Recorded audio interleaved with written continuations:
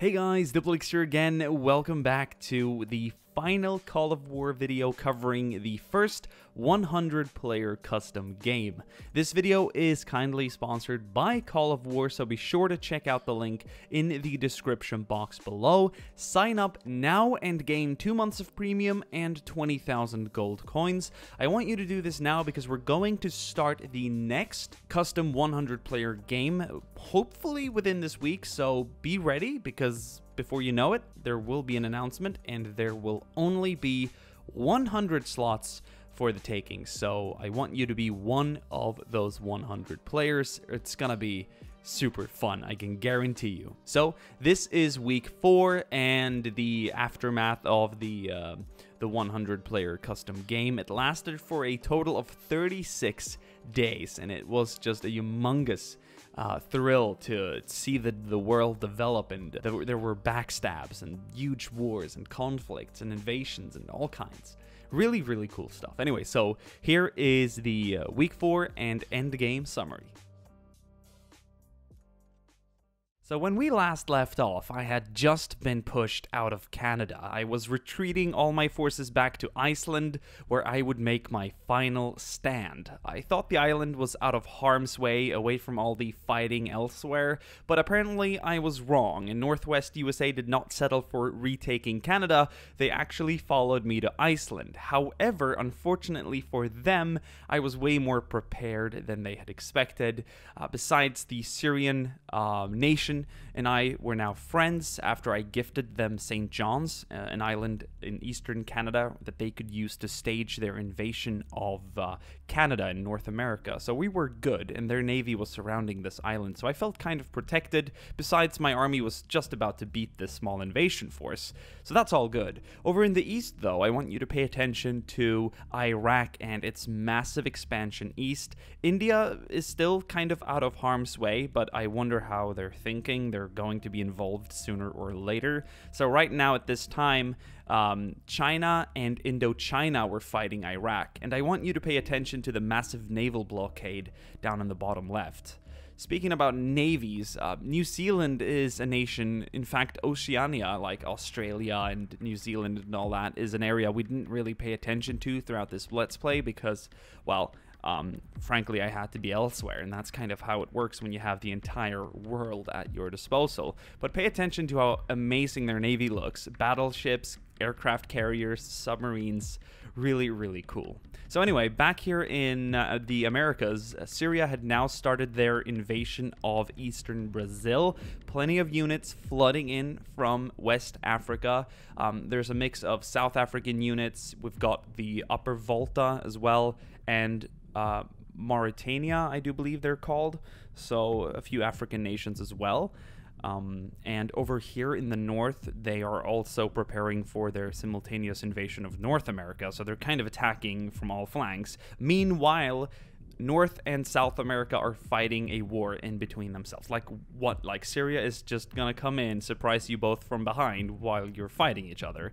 So great timing for Syria. Anyway, so hundreds of units being gathered here. Pretty insane. Here's a big look at the world at this stage. This was during the end of the 4th week. Of course, by now you know the game has ended, and towards the end of this video, we're going to take a look at what the world looks like after 36 days. So about a week after all of this was recorded. Syria is just an insane powerhouse. Absolutely brutal. So a few days later, the South Americans didn't really have much to say. Brazil was eaten, North Argentina, Chile, Colombia. I mean, you can tell some of the other African nations like Upper Volta, the gray and the red ones basically in West Africa, also now owning like Spain, Portugal, the UK.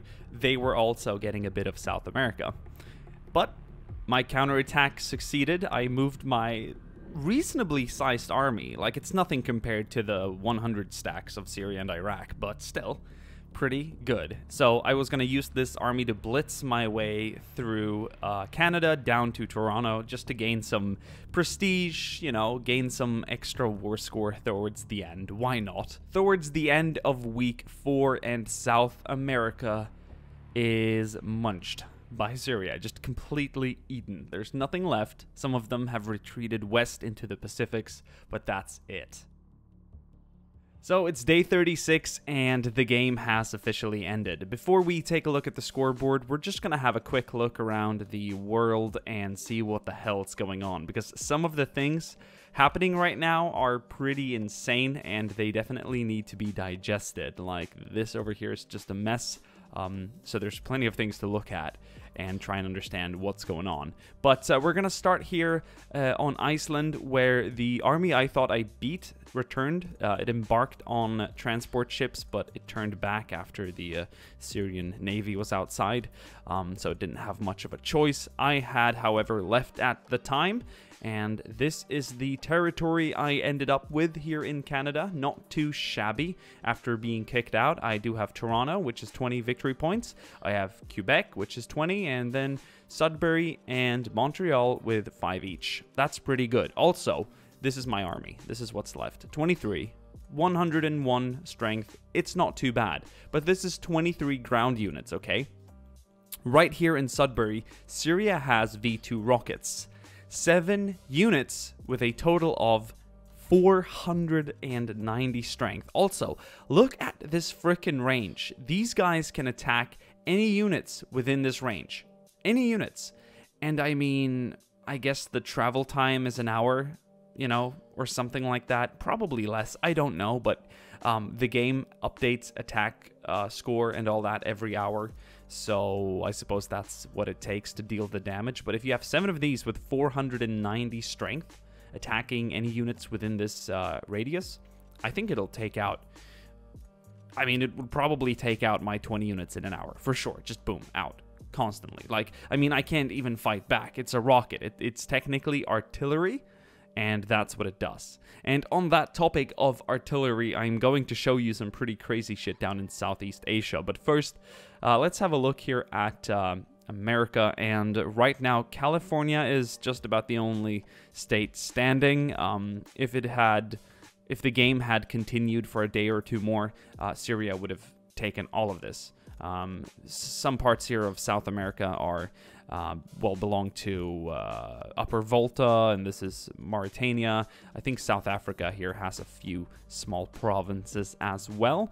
There's some fighting down here, I do believe. No, actually, they've cleaned it up nicely. There really isn't any resistance left anywhere. Oh, here's a few units from Colorado down here heading to Miami. So this is a pretty cool regiment. 4 medium tanks, a lot of mechanized infantry, and self-propelled artillery. There's a few units here from South USA.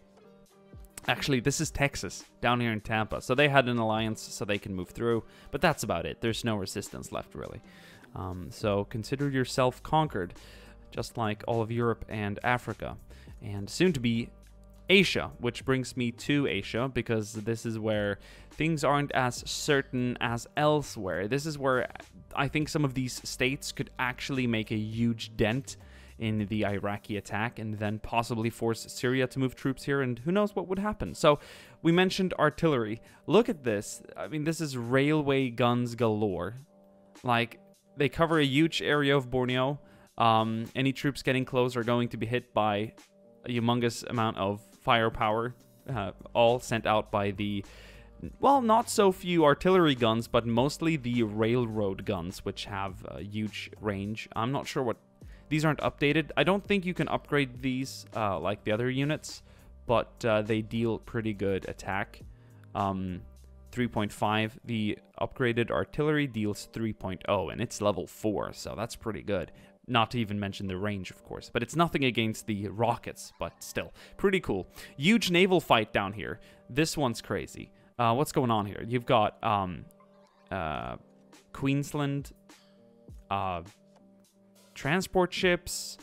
You've got Borneo submarines. What more do you got? You got...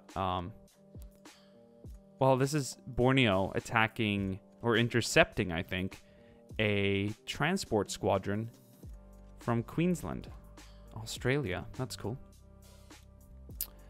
So we can see all the units now. This down here is Queensland. So Queensland became Australia because this was divided into smaller parts. So that's cool. So we've got some units back here, definitely capable of defeating an invasion force, depending on how it all occurs. Lots of fortresses here along the coast. Like, these are max level, level 5.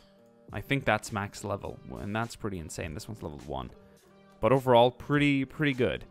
New Zealand has emptied its country. I don't really know where the navy has gone. Is it over here? I think it's moving west.